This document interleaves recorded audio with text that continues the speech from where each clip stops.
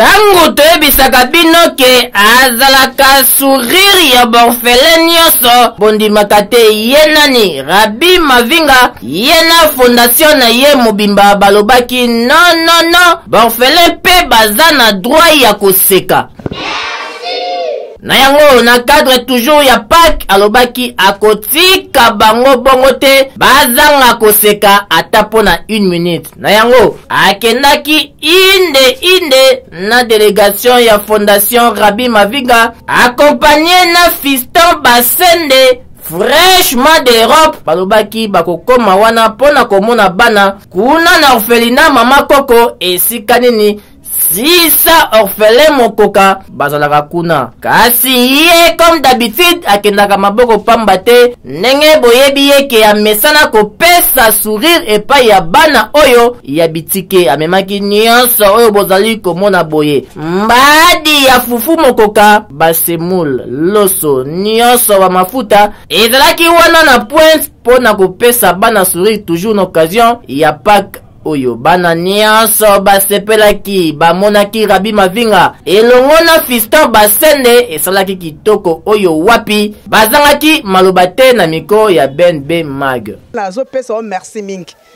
pona osungi biso vraiment ozali na motema ya bo mama otalisi ke ozali mama tozo senga na Nzambe ayebana kopambola yo ayebana kosunga yo ayebana kosalo ya minene parce que toyebelaka mutu na bolamu na ye na mukie oyo azali nango tango apesi bino ya mukie seke ya munene ezo ya na sima. En tout cas ba jeune ya boye soki baza ata 15 na ville province ya Kinshasa en tout cas kolela ekozala lisusu te tika ete Nzambe abakisa nyonso oyo ezali kozanga epai na yo Rabi Mavinga enfin ke o continue toujours kopesa sourire na bana oyo bakufela baboti na bango. En tout cas esalaki vrai bien makasi. Sengi merci na ndenge opesi biso biloko nzamba pambola bino apesa bino makoki ke boyo tikela biso merci.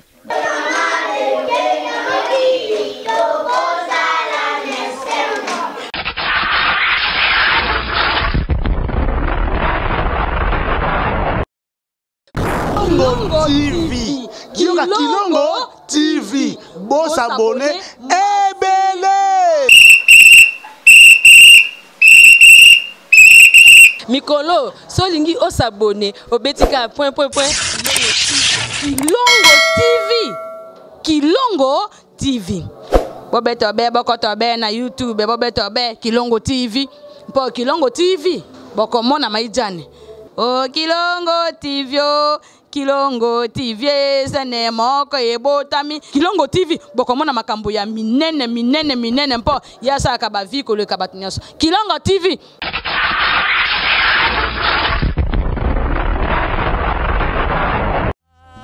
Salikoke etondi samina mabaku mingo ya Yesu nanga atikangate nakokweya zamba bomori ekimelo eza simoko komona yo yami motema nanga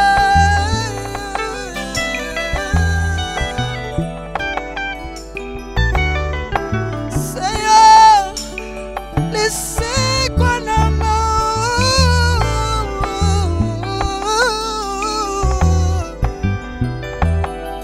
sabomo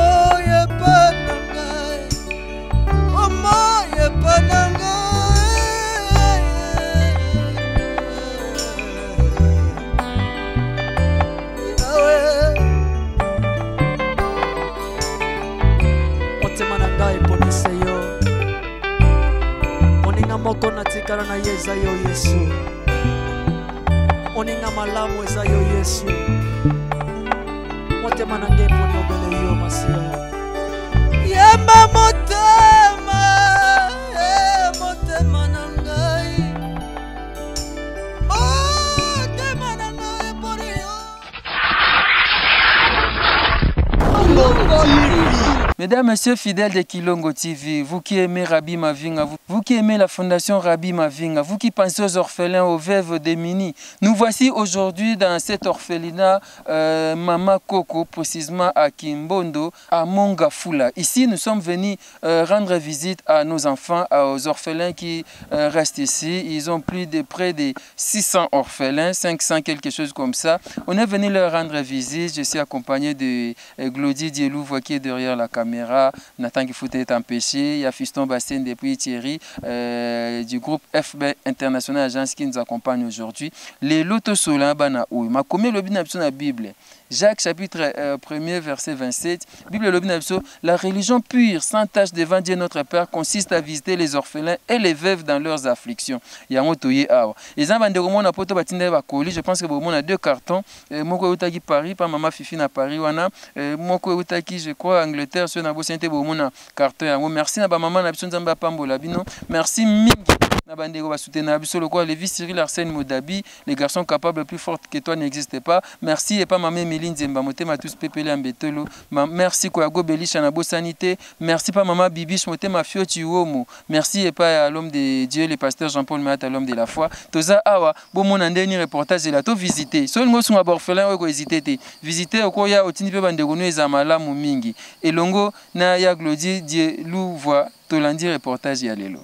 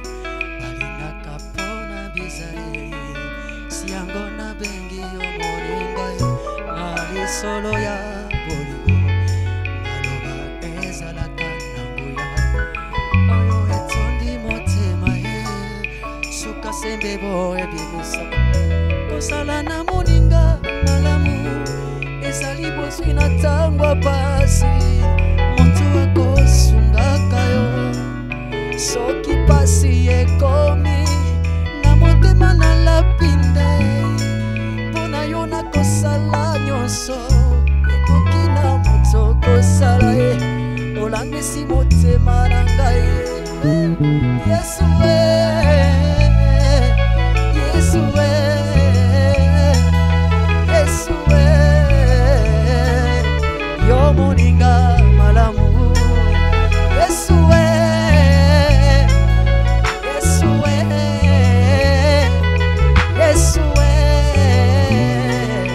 yo moninga malamu opekisa makambo bwetungisanga pomo bembo yanga nayo esalema na kimia nyonso tolesana mbuma bolingo napesa yo masanjoli okitisa kembo na yo ngana bikakati na yo pona yeba yo na mozindo.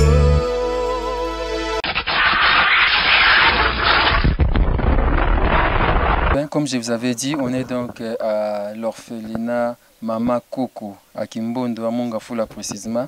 Le père à mes côtés, bonjour père. Bonjour. Bonne fête de Pâques. Pareillement. C'était hier la Pâques, je voudrais venir hier, on n'avait pas pu le temps, on était dans des églises et ça nous avait pris vraiment du temps. Comme c'est la fête, on voulait fêter avec nos amis orphelins, voilà pourquoi on est venu aujourd'hui. Mais aussi, pour nous, pour l'Europe, c'est le jour des anges. De l'angelo, et l'autre jour de la Pâque que personne ne travaille, c'est le jour de l'ange. Je suis venu avec mes frères, il y a papa Thierry et puis papa Fiston, on est ensemble, on est venu m'accompagner aujourd'hui. Et les peu qu'on a amené, le banana lingala était, tu es na moi biloko o moni awa. Et bassin, vraiment maman bassin bassin mais oh on a bassin qui est monanité. Voilà pourquoi on a amené ça. Il y a les riz, c'est mou les a, on a sucre, les haricots, pampers c'est bana isali pour na bana les bébés. Il y a le détergent liquide, le poulet. Vous voulez à sauce? Il y a 2 cartons de poulet, il y a les cartons de savon, les colis, colis oyo et utapoto. Ils ont bandé comme on a poto, tous maman Fifi, carton Moïse maman Fifi, et puis Moussousou, comme Kiminga, mais du moins, je pense que bon temps on a un carton pour reconnaître en haut, et où t'es qu'on a moi biscuit pour na bana, on a là, et lui ça biscuit elle est là, et puis de l'huile. Bon, nous allons faire une remise symbolique. Papa Fiston va remettre quelque chose. Je me déplace, je prends même le savon. Voilà. Wow. Papa Fiston va remettre entre les mains à père.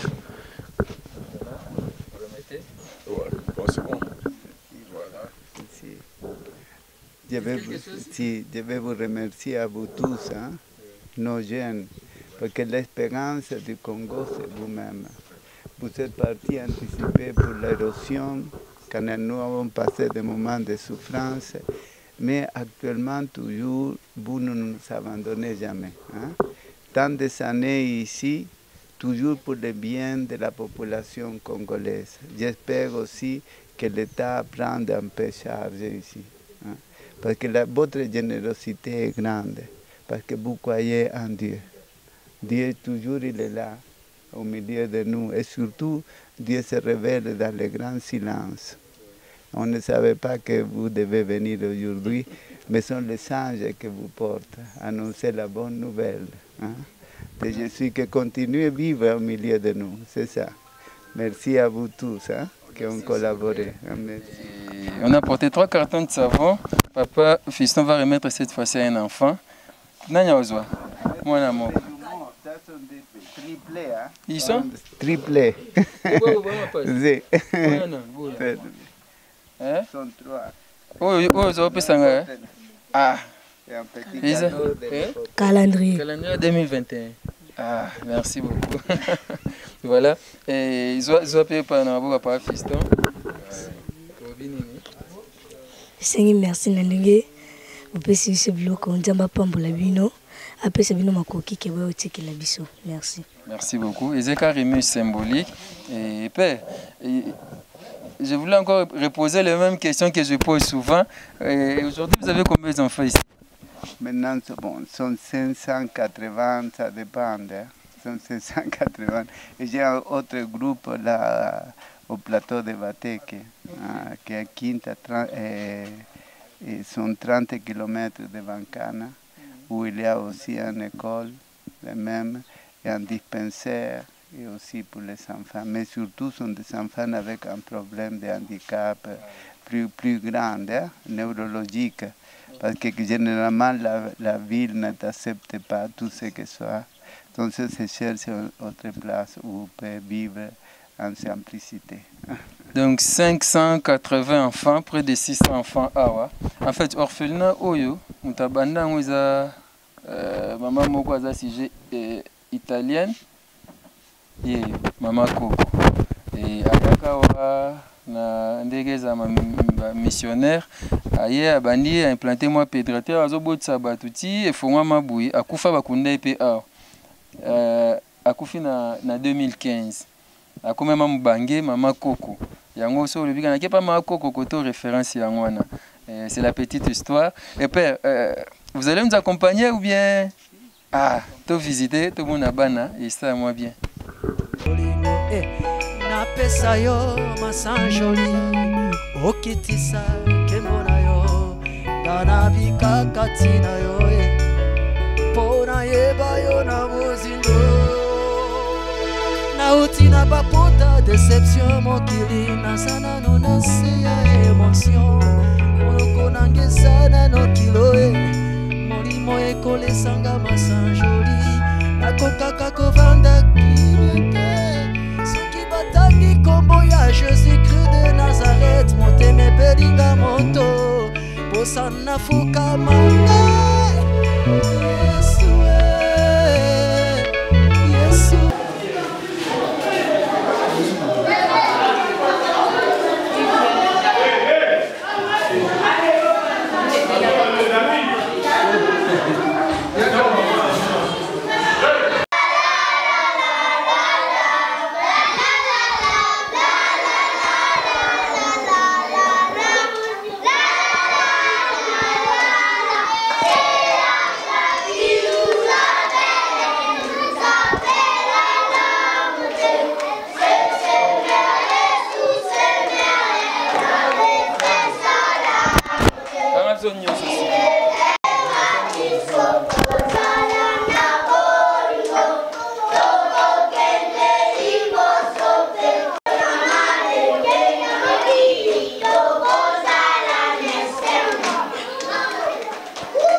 Bonjour. Vous avez déjà mangé? Oui. Bon appétit. Merci. Voilà. Tu as goûté à binote, hein? Vous s'appelez toi, vous s'appelez. Ça vous s'appelle Betelan Zambé Maboko.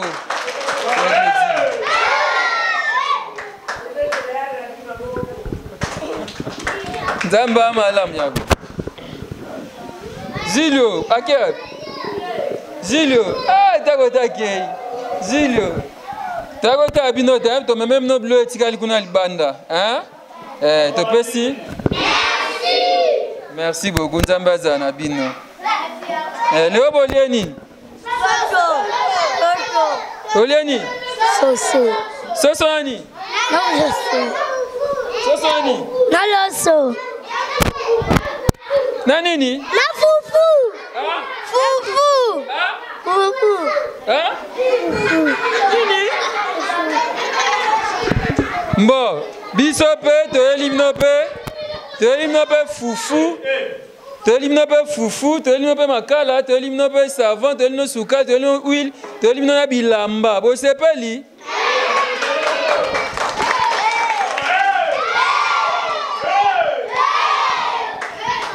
Merci beaucoup. Tu élimines boliate, hein?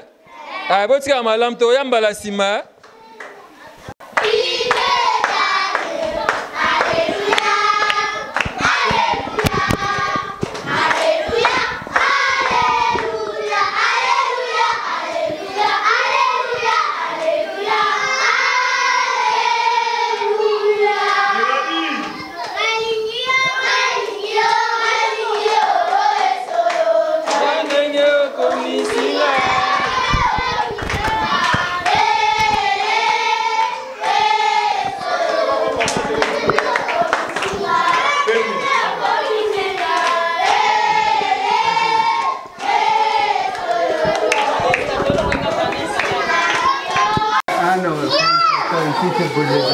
Ah, ici c'est pour les bébés, hein?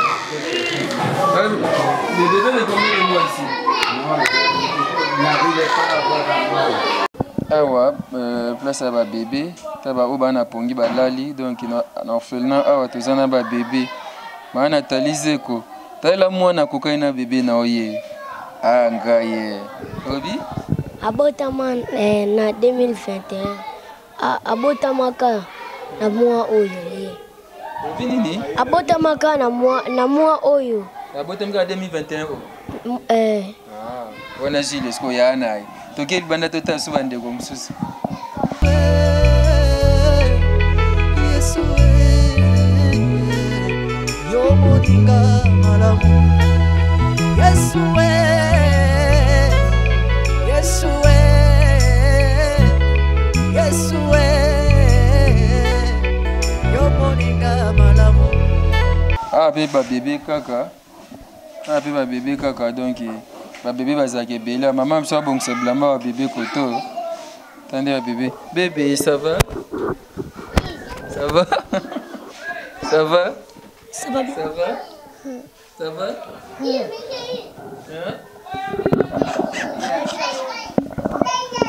hein Non, non, attention. Voilà, merci. On va aller encore visiter. Et le temps que Bomona, orphelinat ou Ndengezali, Bandeko, Toye Awa, Ndeko Fiston Basende, il y a FB International Agence pour nous visiter orphelinat Oyo. Et maman Yakimbondo, donc orphelinat Maman Koko. Je pense que Bomona Mona Nwebele est là, Tozo Kende, Yaglodi de Kanao. Voilà, là Tozo visiter. Bana Bazaka Ebele. L'autre on a Gilles aussi Toyatika absolument accompagné à Bisso. Et je crois, voilà, il y a le côté avec le côté. Il y a tel type de awa. Bana Bazaka Sont les enfants handicapés aussi. Petite neurologique. Nous aimons la différence, le grand respect à la vie que nous devons avoir. Laisse. Voilà, awa, bana bazana moi problème neurologique donc il va enfant baza handicapé en quelque sorte bozo mona bande bazana ya butako l'acception bango ta bana bazawa bana ozaka mama botaki atikali kosunga na hôpital akimi na ye akeyimbo bano bazana droit à vie obi wana lobaka ayakaka ye mogo ayoka Marco, bonjour. Comment ça va, maman? Ça va bien. Au lieu déjà? Au lieu.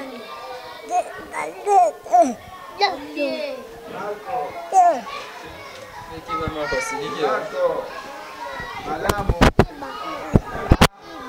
comment ça va? Le bazar bana o ne pe lobby bazar moi ba problème et nzamba zo sunga et bazar en droit à vie donc ils sont là bazar moi ebele et nzamba sunga bango bisu banga mbo ya gludi ne te so mona bango bisu bazar wa chamba ba yango de bana force ba swana ba onyo force ko la ba fo lisa bango fo makambu nyonso ko za swana bango na orphelinat o ya Kimbondo bazar ka ebele bazar ebele nzambe asunga apambola kaka nzambe azana bango moi malformation moi handicap songolo mais salaki baza awa moni baza ebele nzambe asunga azana bango et apambola bango lisusu voilà nzambe azana bango ça te fait très mal tant tu yaka awa mais tu osala koboni to ana choix te nzambe nde apesaka ye mutu apesi bana oyo il me permettre de mais ça va yaya ça va ya bango baloba te ka moko wana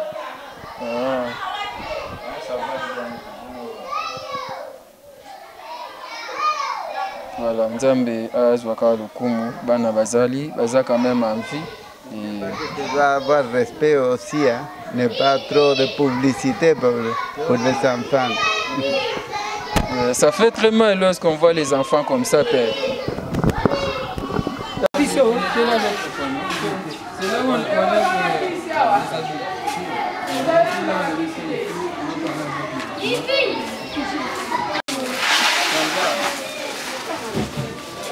Bonjour. Photo ba maman na bango yo. Maman boni biso. Nicole Belé. Depuis la na machine voilà. Ya so le tata yo. Si on est na bassin, mais na luki ba bassin bo psenga wana ba benga ngo. Ouais, le fou. Pas minene ba benga sokola. Sokola papa. Sokola papa. Non non, comprendre. Na tuli bon oh bassin ni, oh sokola papa. Na moni ya moté. Na yi ba bassin. Na bo mno bassin oh. Na yi na bassin ya bleu ya mais ça minene, ça neti minene wana ndam. Na yi na 5 bassin za kuna. Ibunga nebe makambo baga. Baga wende. Na baga. Eza wapi? Voilà sana yeba. Oyo oh eza na kenkeri to na pharmacie. Na pharmacie. Ni problème pe ba simatoya na baga. Si o photo luka bassin wana. On des amakati. Nane kombo na okanga ngo bien te. Yaglodi tunela kombo. Yaglodi. Tunela hôtel de. Tunela kombo na uzani. Sokola papa sokola papa. So papa alembi okotisi ye kuno sokoli ye. Do sokosola mona te sokola papa. Papa kwa sababu. Ouais machine na yaka na ngwana. Yango yo ah voilà. Machine o yango yo. Machine auto yaki na yango yo. To somba machine oyo. Pusana mama na ngai. Machine to somba ka to meka ka ngote. Tipe na ko tika ngo na tika lipe ko meka ngote. Mais gloire à Dieu na moyi bilambeza na kati donc ça na mo bien. Machine est très bien. En tout cas, nazo remercier maman Fifi. Maman Fifi Lutumba, maman de la Suisse. Ah, na maman Fifi Lutumba, nazo pesa o merci mingi. Pona osungi biso vraiment ozali na motema ya bo mama otalisi ke ozali mama. Tozo senga na nzambe ayebana kopambola yo, ayebana kosunga yo, ayebana kosalo ya minene parce que toyebelaka mutu na bolamu na ye na mukie oyo azali nango. Tango apesi bino ya mukie seke ya munene ezoya na sima. Toyebi ete okotindela biso ya ebele tokosepela na biso pe ba mama ko bosa na biso te okansila pe biso. Machine yango yo, vraiment so monsieur ezali ezala la bienvenue. Ah, ce qui peut otindi sou mususu ekozama mala parce que toza na okaka mibale. Toza na 137 enfants. Oh bosola blama bon ah. Tosoka blama la bango tozo journée na machine oyo. Ndeko mo ko ba te faut que ne pas na biso. Ngabi il faut que ne pas na biso habiter ngaba to ba ma machine eza ah. Zelana on a ina ngole. Ah. Baba sana. Yela biso ngo papa. Te. So le bel biso ko ya. OK. Donc so nzamba sungi ba bassin, ma fifi baga. Ma fifi baga otinda ba bassin. Atinda ki 5 wana na ngo yem tatinda meza mkefu atinda msusu ma fifi tum. Nzambe apambola to sepeli vraiment Nzambe bisika zali. Nzambe a visita kaye de temps en temps. Merci. Ah. Merci ma fifi, merci na bande onyoso bakanisa ba orphelin. Lokola mama Jackie Mantuidi, mama Jackie Mantuidi. Merci epa na yo, merci maman Nathalie Zeko. Merci Koyago Belisha, merci epa na yo. Pas fiston. Au mwande. Ça va. Et là, on va tout ça et puis je pense que prochainement tu vas nous accompagner au gars. Merci beaucoup. FB International, une agence assure, agence à confiance. Mais tu sais bien hein? Toya. Tu connais ça va, merci. Tobo santé. To visiter. Merci Fiston Bassende, FB International. Merci Angèle Kinkela, fils Kinkela, Abo Sanité. Maman Miline. Nena Motema papa na biso fioti womo. Merci epanayo. Maman Bibiche Motema fioti womo. Merci vraiment Nzamba malamu. Je crois que bomoni awa totina. Ah Neo. Bino baba na Neo oyo ba uniforme na bango. Eza 5 bassins, eza 5. Bokomi ko welele ka boye. Ya na bi ba bassin to kezonga siko. Wana to ko mela bino tala bango na bango bakomi ko swana. Mabe. Toya, tota no bana koto. Voilà. Oh, Julio, oh yoti.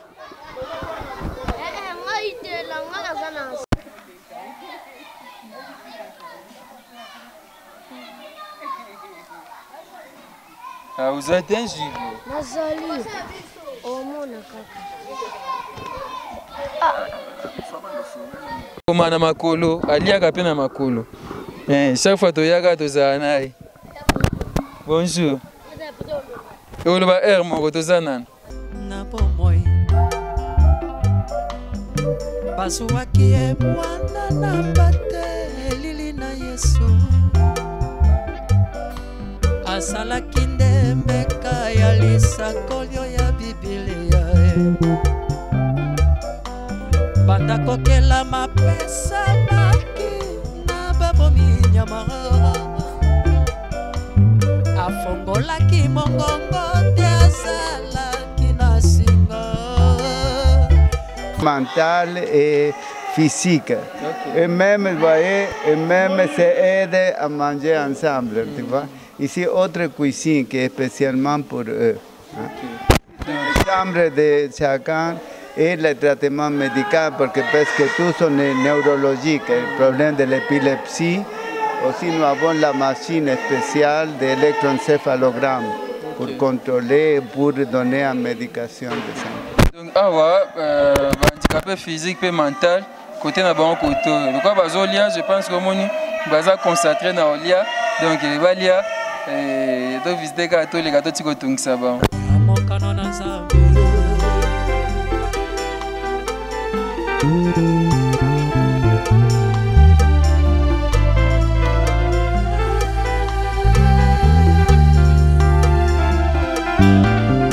Bikela moya likolo pena seto wela kabomoi. Kasi Yesu apona kikoku fela senga na yo he. Asalaki ndembeka epaya nzambe tata. Nakomi kitisa mana ye ya mwana na pate. Nagete semanya longwete na mokano na papa. Yango tozi lobiko.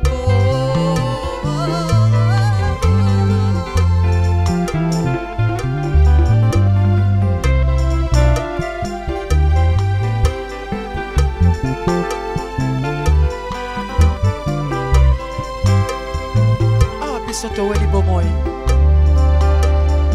nanya kondima singa oya kufa na kingo na ye soki mwana na pate na nzambe te Jésus-Christ de Nazareth bikela moya likolo pe na se towelaka bomoi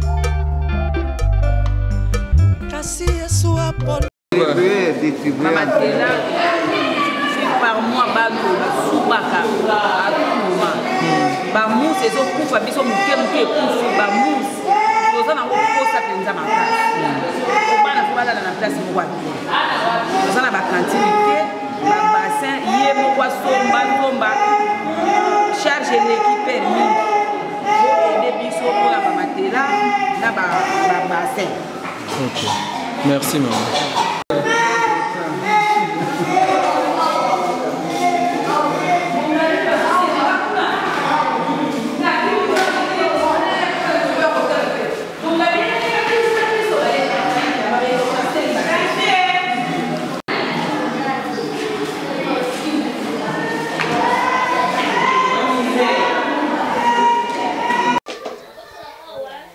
Bon, merci mingi na Fondation Rabbi Mavinga. Oyo azali kobosa na orphelin, orpheline te. Oyo nzambe azali kolinga ete ayeba na kotombola ye na se ya mokili oyo. Potango azali kosunga orphelin to orpheline, nzamba kobosa na yo te. Nzamba kozalaka na yo, akosunga libota na yo, akosunga makambo na yo ebele. Nazo senga ke mbala sima tango ye moko akoya asunga pe ba mama. Bao bazo sunga pe bana oyo ekozala malamu tokozala pe na esengo pona koyamba ye vraiment na lolenge sengebeli. Merci to sepeli te poani na pesi merci merci beaucoup merci toi pona kikoku fela senga na yo asalaki tembeka ebaya nsambe tata nakete semanya longwete na mokano na papa na ye komikitisama na yeya mwana na pate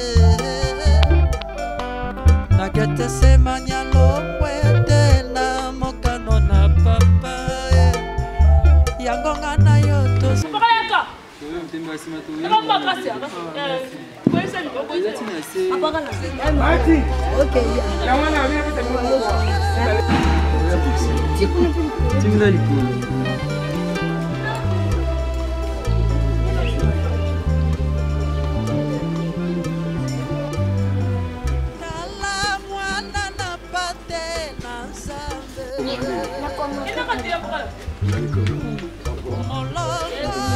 Et bien voilà, après la visite, nous voulons maintenant partir. On est pratiquement à la fin de ce reportage.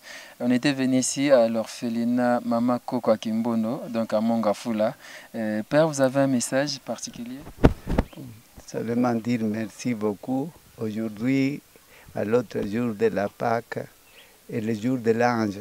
Je crois que vous tous, vous êtes des anges, parce que vous connaissez les moments difficiles que passe le monde et la grande difficulté que nous vivons dans le pays, le manque de tant de choses, mais le Congo s'élève petit à petit. Merci à la générosité de tant de jeunes. Regarde, je vois l'érosion. Ce sont les jeunes qui sont partis à la présidence et maintenant nous travaillons. Et de tant de gestes d'amour, ça c'est un bien pour le Congo. Nous prenons l'âge, la fatigue, mais cette institution doit continuer pour protéger la vie. La vie c'est un don de Dieu. Et si vous êtes venus aujourd'hui, vous êtes les anges que Dieu nous envoie. Hein? L'ange ne signifie qu'un être pur. L'ange qui annonce toujours de bonnes nouvelles et se rendre compte de la réalité que nous vivons toujours. Merci à Radio Parole de Vie, merci à Maman Fifi et tant de gens de l'extérieur que vous écoutez et que nous écoutent aussi notre cri de détresse que quelquefois nous vivons. La Fondation Rabbi Mavinga aussi. Merci, Radio Mavinga, que jamais c'est bon demande toujours les mamans pour ça naturellement nous manque tant de choses parce que c'est grande. Hein? Vous parlez aussi lingala, non? Un peu, mais... Julio, yo li parle lingala di. Allo c'est que nangai. Allo banda. Parle lingala, c'est que Nabi merci nande boye kotala biso memeli pe biso loko ezala momemeli biso moke menjamba asunga bino bo memango ebele. Voilà, merci beaucoup, Père. Vous avez dit que vous avez besoin de fauteuils fauteuils roulantes. Tu vois comment il y a beaucoup d'handicapés. Nous manque. J'ai demandé à beaucoup de gens, mais jusqu'à maintenant, si Dieu fait grâce, je pense que avec l'agence FB International va nous aider d'apporter les fauteuils roulants. C'est bien comme chaise roulante. Malgré que ce soit au sage, nous avons besoin de regarder comment... Dieu fera grâce. Donc pour les handicapés, on a beaucoup de monde. Père alobi ba vélo na bango izate donc soy bosungi kozamala mingi. Je sais que FB International a otikate ta moi 5 ça bien pour bana bazo kola il faut que ba fauteuil wana pour bakumbaka bango soy izate moi passe. Merci à vous, merci à tous nos amis, merci na papa Thierry, merci na papa Fiston Basende pour accompagner biso lelo ya solo et toisa bino amour et compassion Fondation Rabbi Mavinga tozawana na cadre kaka ya kosala ba geste ba action ya ba geste humanitaire et ça ka moi bien et ça ka moi bien to kota bana oyo bana biso bandeko na biso to même bon bloko bomonaki je pense que to ce qui possibilité za pona osunga bango to sunga ka bango ayo za place obunga te so komika na monga fulo tunika ka kimbondo pa makoko oye kotinda no kutumbongo te pa rabi kaka ta yo mo watande ko na bino mo aye bo sali geste ya bien ba esanga abalamba 5 sacs ya loso na mukolo bana baza combien te 15 zebele 5 15 sacs sacs de tenant à 15. 15 sacs par jour, parce que ce sont 3 grandes cuisines. Tu vois les marmites énormes de grandes ici, et la plus grande qui se distribue dans 9 grandes maisons. Et l'autre anneau que nous l'avons acheté. C'est chaque jour que vous préparez? C'est chaque jour. De balamba 15 sacs à l'eau sur un jour. Il faut pas un dépôt. Vraiment, ça fait très mal pour faire tout ce cas. Ces possibilités, c'est aussi tout sunga, on peut hésiter. Bisous, tu vas attendre 5 sacs, 4 sacs, 3 sacs. Mais balamba. Tu vois que les enfants sont bien importants parce qu'ils mangent et mangent. Merci à les Congolais qui nous servent. Ça, pour ça, nous ne devons pas oublier que la bonté existe toujours. Merci beaucoup à vous. Merci à tous nos amis. Masabeta. Merci. Et je pense que tu as écouté Matogoya. Merci Papa Fiston Basende. Merci Papa Thierry. Merci Nathan Kifuta, Gauthier Kele. Merci beaucoup à Yatier Kanou. Lévi Cyril Arsène Modabi, les garçons capables. Plus fort que toi n'existe pas. Lévi Cyril Arsène Modabi. Maman Jackie Mantoud na Bossanité. Maman Fifi na Paris. Aïe, maman Fifi na Paris, na Bossani Ote, je pense que mon Nikoli au Tindaki et Komi, maman Bandeko ba ato tindi pa na bisote tinda tande gono moko ya otika et zabia isunga. Bo moni ba bianderi ba na 4 bianderi. To laxi bino moko, mi so mo to côté zete pour to la paix minitage. Prochainement to ko tata 2 minutes bo mona. Ba na besoin ya ba gants, ba na besoin ya ba raclette, ba na besoin ba bassin, ba na besoin ba machine à laver, ba na besoin ya bilamba ba savon. Je pense que ça va jouer mon temps sur les cocatés, mais l'essentiel, geste et compter. Merci à vous. Merci à Glody. Merci à Glody, à la caméra. Merci maître. Je pense que tu as écouté ma numéro à Sika, Kilongo TV. Merci.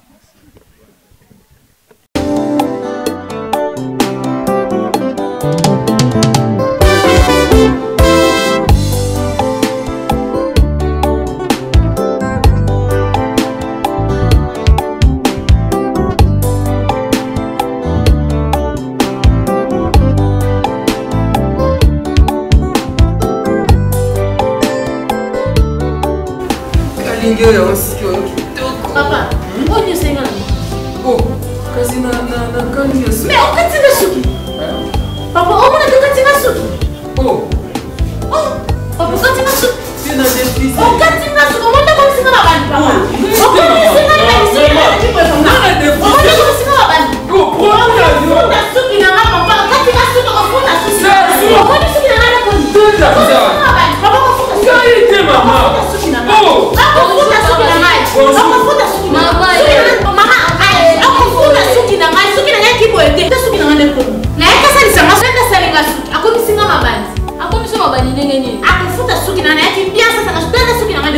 Maman, akati suki ndenge nini? Osali produit nini? Maman nangai, tanga produit asali. Zazu, produit ya kala. Ba sali la damo susuté. Et quand il suki ko yongai, na sala ko suki, na kata suki. Non, katanga suki de papa. Ah, tanti, j'ai une fille au point où tu le levis pour le hausser la suki. Donc quand vous signez, nga suki na wana yaka awa kala, bakata nga suki te. Tanga depuis na koma na suki bede tala.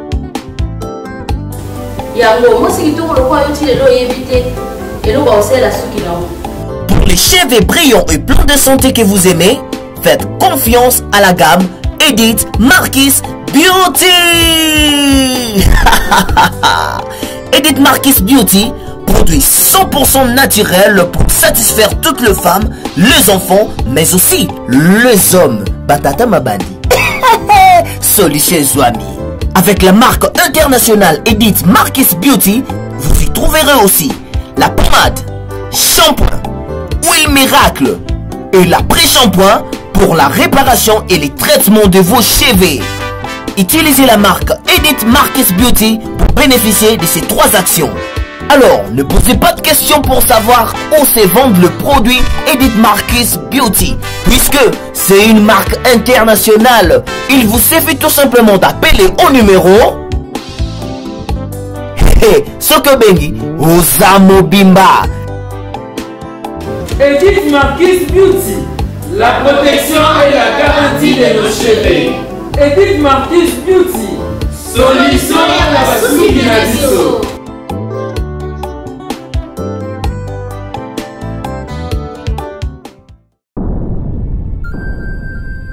Le business a ses idées, FB International Agence a ses abonnés. Le fret Europe, RDC, a retrouvé son identité. Pour l'envoi de vos colis, bagages, véhicules et autres, courrier express à destination Kinshasa RDC, une seule agence, FB International. FB Business, et pas Fiston Bassene, Aouza Bizoko Tozane, Maringa 72. Maringa 72, c'est là, j'explique.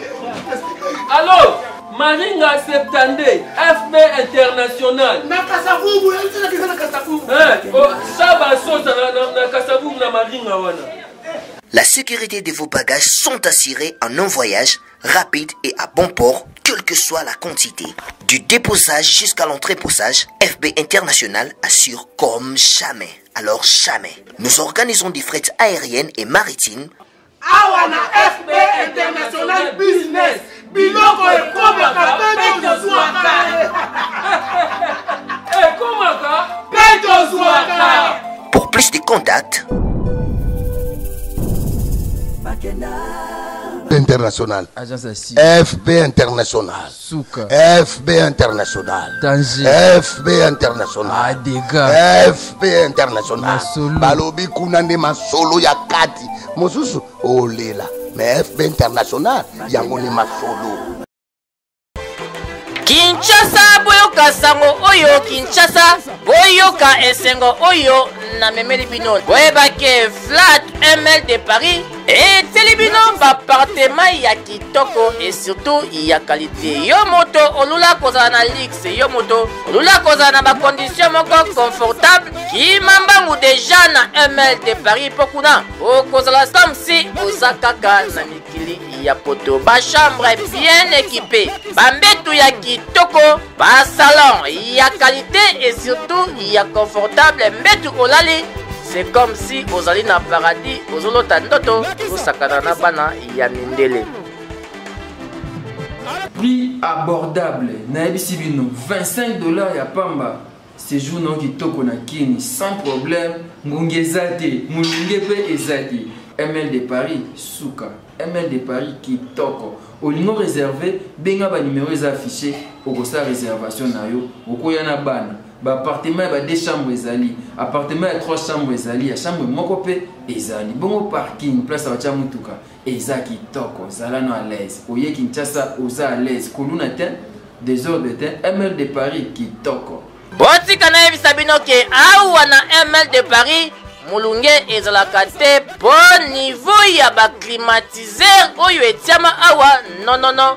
Au matin escalier au badi déjà komizwela malili na yo et bongo soki kaka snel akati courant comme d'habitude tika na ebisa yo ke groupe électrogène ya mbiji eza wana soki kaka snel akati kia yepe epeli mbala moko wana papa snel ayoki mbala moko soni botuni ngai soki okozwa ML de Paris wapi tika na ebisa yo keza esika ya kobunga te na croisement des avenues Lodja Peshaba oza mobimba omoni ML de Paris okoti osali réservation na yo et bongo soki omati na balcon engaye voisin na yo palais du peuple mbala moko omoni député opesi mbote kitoko oyo wapi na ML de Paris confortable et surtout c'est du wow.